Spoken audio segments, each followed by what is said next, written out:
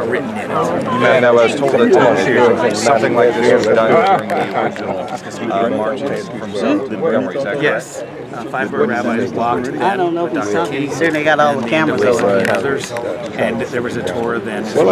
I'm not the same Torah, but in some ways it is the same Torah because the text and the content demand that we take action in. How was this march? I don't think you really are. We joined on Sunday, and it was handed off from another rabbi to me. So it's been handed from rabbi to rabbi along the way. And of course, members of the community of walkers have also held the Torah and walked with the Torah the whole way. For you personally, what has it been like to be a part of this march? It's been quite inspiring and renewing. And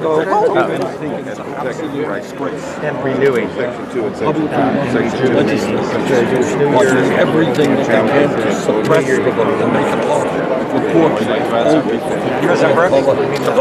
Mark Oscar, Magazine. Disgrace, and I think in Congress we have got to do exactly the opposite, make it easier for all people to vote. My view, we should join many other countries and say, if you are 18 years of age, you are registered to vote, end the discussion. When you see the lines standing out in minority communities, what's your reaction to that? Well, my reaction is very clear, that this is part of voter suppression. This is a democracy.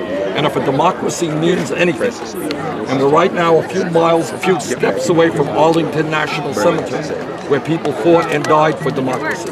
What democracy is about is all people having the right to participate in the political process, not making it harder for people to vote, not suppressing the vote, not having long lines where people have to wait hours to cast their vote. And that has got to change. How proud of you or the president of the NAACP for doing this for us? I am enormously grateful for what they are doing. They're raising consciousness. They have walked so far, and they've lost one of the brave ones on this. We stand in the shadow of the grave of Medgar Evers. Yes, we do. As he's smiling down upon us. So this is an enormous accomplishment. I congratulate the NAACP for their efforts. President Brooks has done an outstanding job. We're going to talk to him. Sure.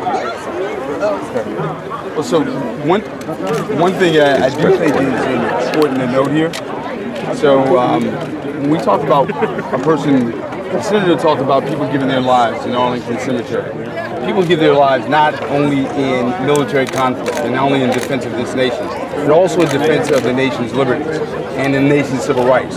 So marching 1,000 miles, one of our own, Middle Passage, a man by the name of Middle Passage who was a Vietnam veteran, a Navy veteran, marched 920 miles carrying the American flag. Not waving the American flag symbolically, but carrying the American flag in service. And in service of securing, protecting, shoring up the right to vote. That's what America's journey for justice is about.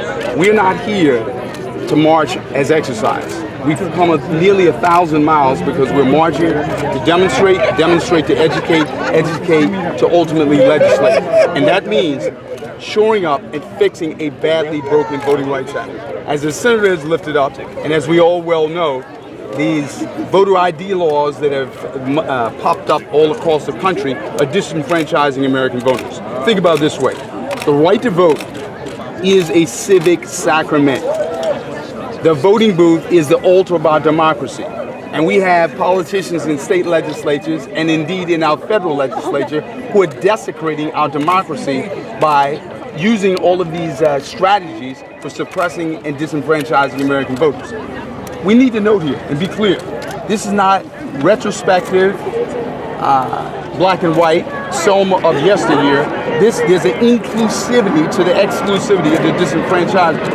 And what we mean by that is, when you move polling places off of college campuses, it hurts young voters.